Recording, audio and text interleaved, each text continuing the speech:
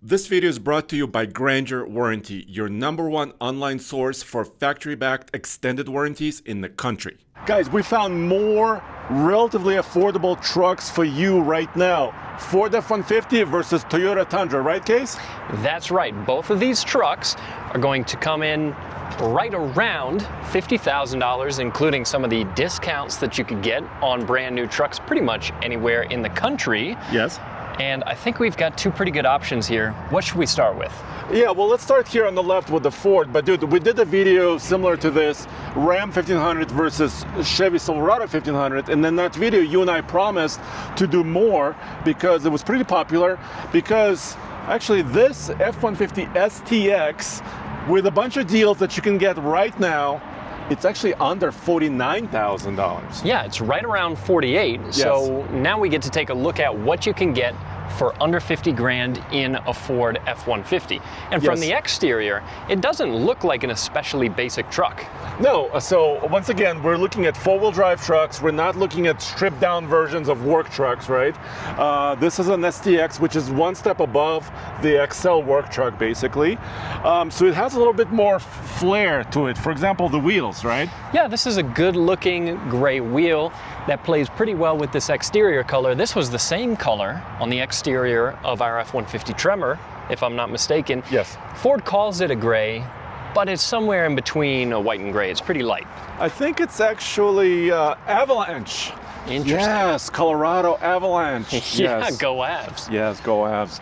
But basically, yeah, once again, so crew cab, standard beds, right? Both of these trucks, actually all the trucks we're featuring are kind of like the most common configuration. So basically, not a super long bed. This is basically 5.5 footer. And this one is not lined, dude. No, so you would either have to go to a company like Linex or you could get your own bed liner kit because this one was not spec'd with that from the factory. Exactly. So let's briefly introduce the Tundra, right? And then we'll take both of them on a test drive, show you all the features, compare specs, payload, towing, efficiency, horsepower, torque, everything. But what do we have here? This is a Tundra SR5, so it's not a total base bean can SR. Yes. This is a truck that somebody would be more likely to buy as kind of their daily driver / work vehicle, which is realistically the majority of what people are doing when they buy a truck like this. If it's closing in on $50,000, that's still a pretty big chunk of change, so you need the truck to be able to do more than just one thing. Yeah, but I have a secret, Case. You and I looked really hard, right? Yeah. We found really good deals on like Rams, Chevys, Fords, but this is actually $51,000. Yeah. So we couldn't find one below that. And also, I mean, you probably could, right? Like if you got like a shorter cab, maybe a two-wheel drive truck, maybe a little bit fewer options. But this is 51 after discounts, actually.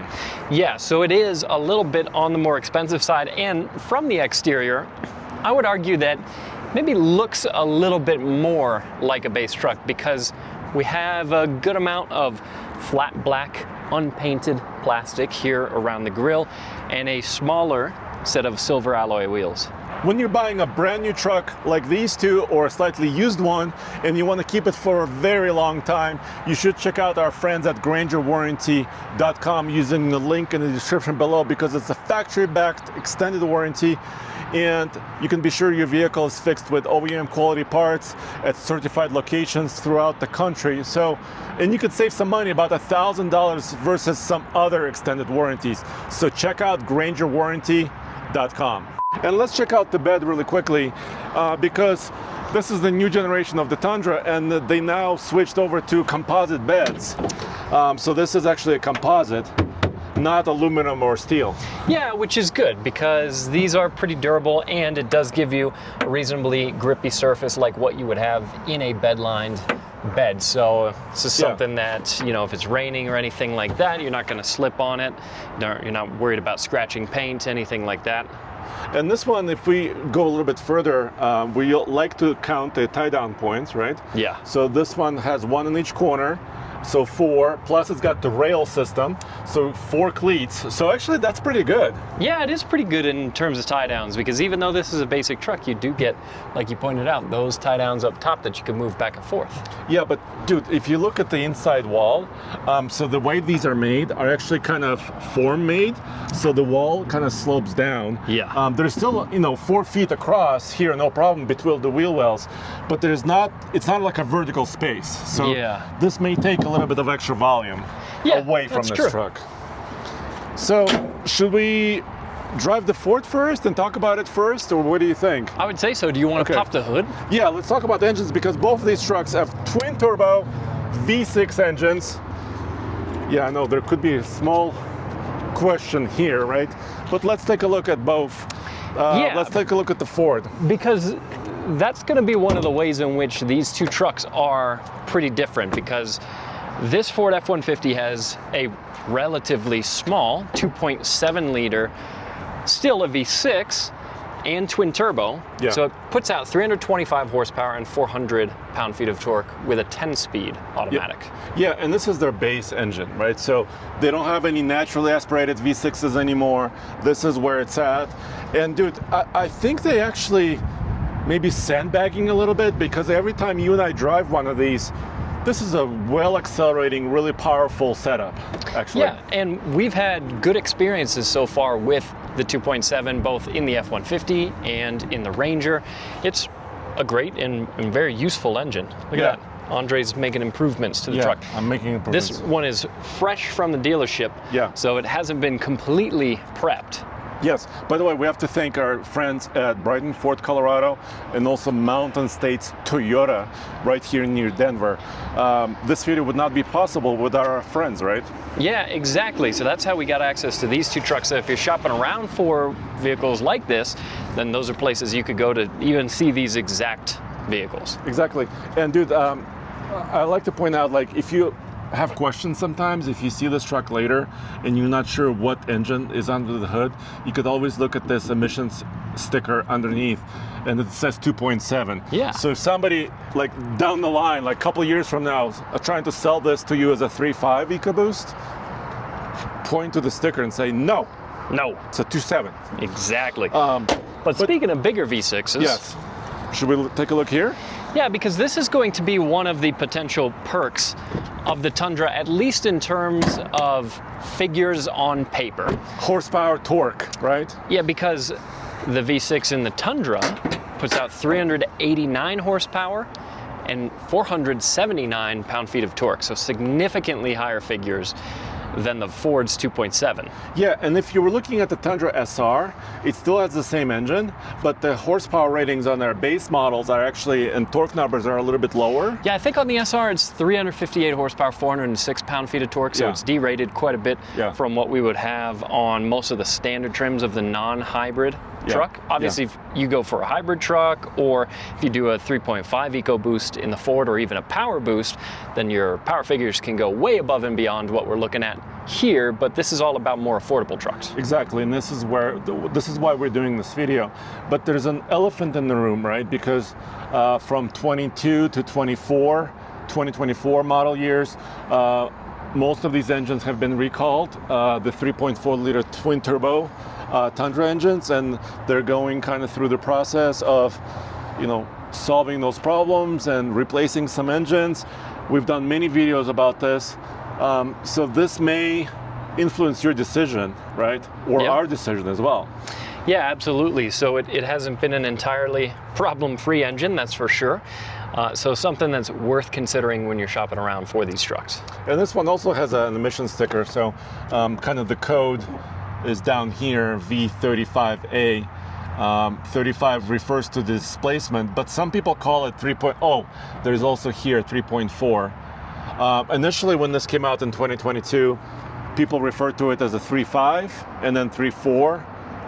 It's still the same thing. It's still the same engine. These trucks, like we were saying, are both four-wheel drive, large cabs. So before we take the Ford for a drive, let's talk about a little bit more about numbers. By the way, this is 18 city, 23 mpg highway. This is 17 city, 22 highway. So a little bit less efficiency here than in the Ford. Yeah, exactly, which might be worth some consideration with fuel prices doing what they are. Yes. This is an all aluminum body, right? And bed. So payload on the Ford should be pretty good. Yeah, it's just over 1,600 pounds, 1,623, but the Ford does have a surprisingly low towing figure. Yeah, so, another little secret, Case. If you come over here, Ford always, for many years, they've put axle codes. You can kind of see little tiny L9, right? So towing rating also depends a lot on the rear axle ratio. You can decode that. I did that. It's a 355-to-1 rear axle ratio. So the tow rating on this guy is about 8,400 pounds. So if you're buying an F-150 like this and you're like, oh, it can tow 10,000 or 11,000 pounds, no problem. No, you got to pay more attention to that because some of these 2.7s are rated lower. Yeah, so only a bit over 8,000 pounds tow rating here on the F-150. But that could be okay, right, for most things. That's true. Something like when Andre's towing his boat, that would be plenty of tow rating for that, and a lot of the trailers that most folks are carrying around day to day. Now, the Tundra payload is not nearly as good as a Ford. This one is 1,380 pounds, so it's a couple hundred pounds less than what you get out of the F-150, but the tow rating on this truck is much better. It's like 11,000, right? Just about. I mean, it depends. It can go up a little bit higher if you have a two-wheel drive configuration, but here in Colorado, we always four-wheel drive all the time. Exactly. Basically. So 11,000 pounds tow rating on the Tundra is a really good number. That's a good number.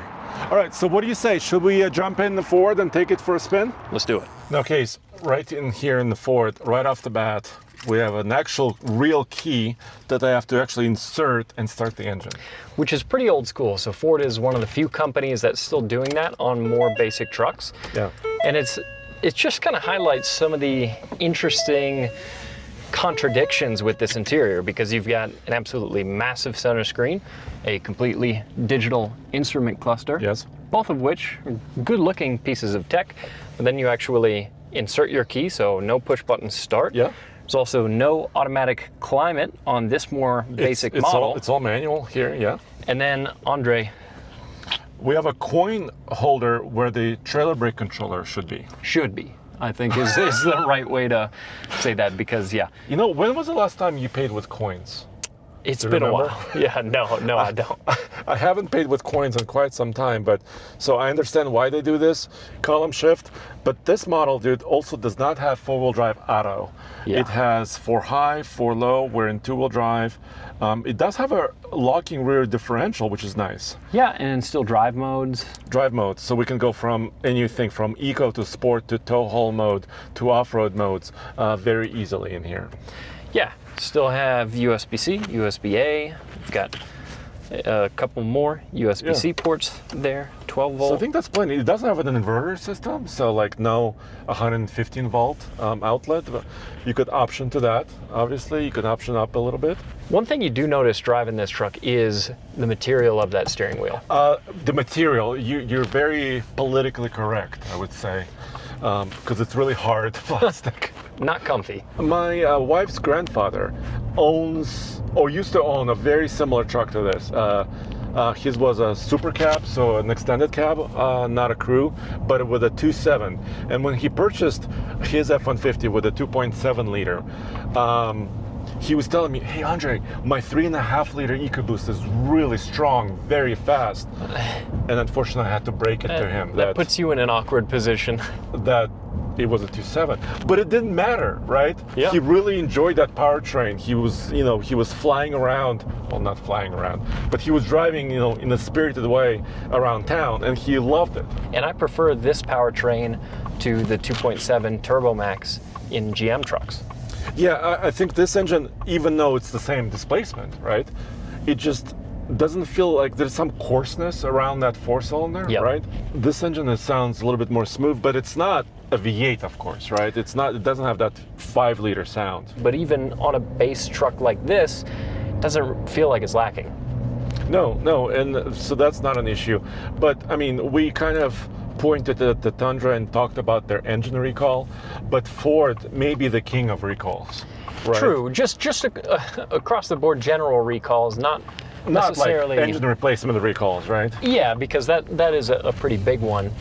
But just in general across the brand, as has been in the news, and as we've talked about many times, a lot of Ford recalls across the company. Yeah, but also not every recall is equivalent, right?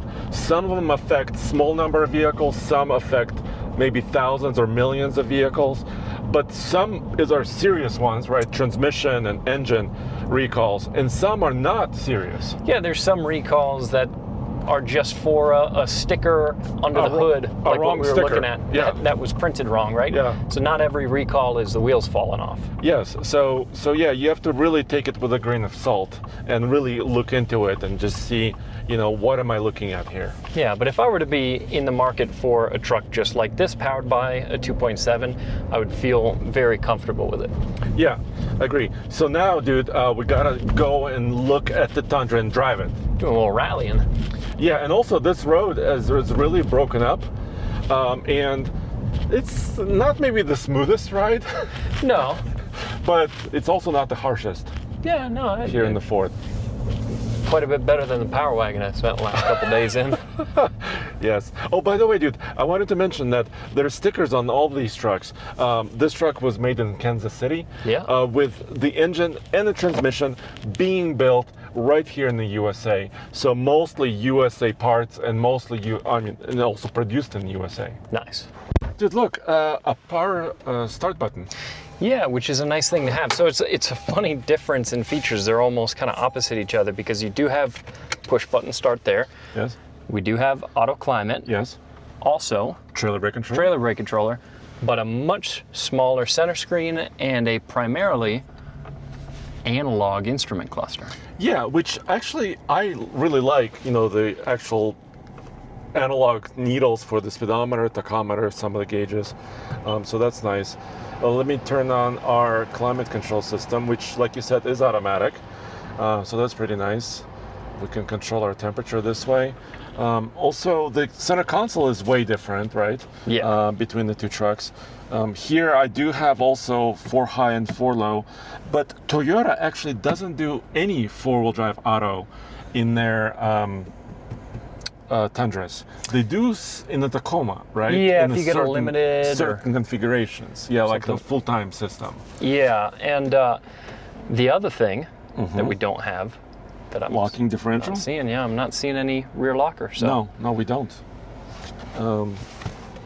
It's like they're offering all the opposite features from each other. And also the feel is a little bit different. I feel like I'm sitting a little bit lower. I don't know if you can see that. There's a small shelf here also in the Tundra, and the windscreen feels a little bit shorter this way. You know what I'm saying? Yeah, I see not what as you much mean. of glass. I'm also noticing that this steering hey, wheel. There's some soft material here. Yeah, you think this it's a little better? This is still hard. This is still hard, but it is better. Okay, yeah. It is better. Neither one is an especially luxurious steering wheel, but yeah. Hey, you know what? I know Tommy and Roman also talk about the plastic steering wheels. The really hard ones. I'm kind of okay. I don't notice it as much.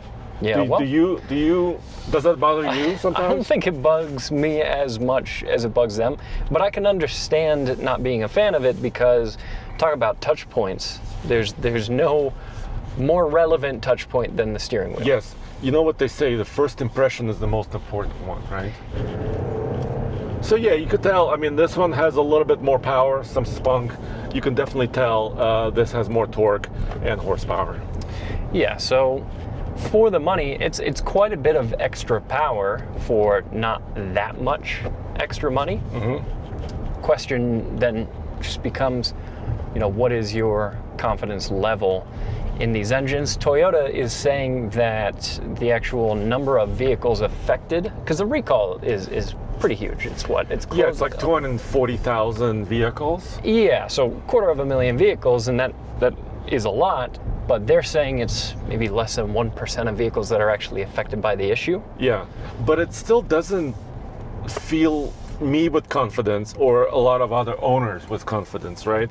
Because for a while, they said, okay, we fixed it, we know what it is, some debris in the engine, and then they said, oh, wait a minute, maybe we need to redesign the first bearing. Well, the whole deal is not super like confidence inspiring. One, I guess, as you know, the way that they're investigating and deciding which engines to replace is by using essentially a listening device to look for a sound that they've found correlates to those bearings failing. Yeah. Which and is using software to decide, basically. Yeah, exactly. Which is interesting. Some people maybe don't feel like that's an adequate solution, but yeah, who knows? It's a tough problem. But overall, Toyota still, reliability and durability. That's a reputation that's forged in decades. Yeah. Not just months or years. And Toyota did build that up. They do have the reputation. This is kind of a little bit of a black eye on their reputation, but it takes a long time to turn the ship, right? So I think a lot of people still appreciate Toyotas and trust what Toyota is doing. Yeah, and I gotta say, just jumping in this one and driving it, it drives well. It does really have a lot of power and especially a lot of low-end torque, which is, if you ask me, exactly what you want in a pickup truck. So, of course, we've towed with these machines. They do fantastic, especially up here in the mountains. I was just going over the same potholes here, and it feels like the Tundra is taking them a little bit more with some confidence. A little bit more comfort, maybe. Yeah, and I've always loved Toyota ride quality. Yeah, and I think this one is no different. This one is really good. By the way, all Tundras are built in Texas, near San Antonio, and we showed the sticker, right? And the engine and transmission for this one also come from the U.S., so manufactured here. So there's a lot of good stuff to consider. Yeah, manufactured in Alabama. Is that right? Yeah, the engine is, and then I'm not sure about the transmission. We look at so many factories that sometimes I can't remember exactly where everybody is.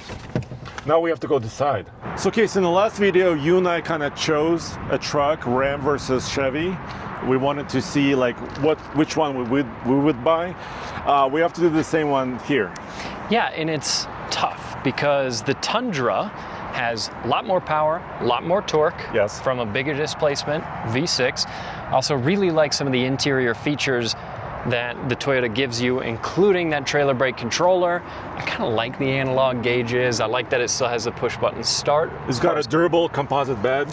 Yeah. It's got coil rear springs, maybe a little bit more comfort, maybe over the rough pavement that we saw with empty trucks. But that being said, I like that this 2.7 doesn't have any kind of bad reputation going for it. No.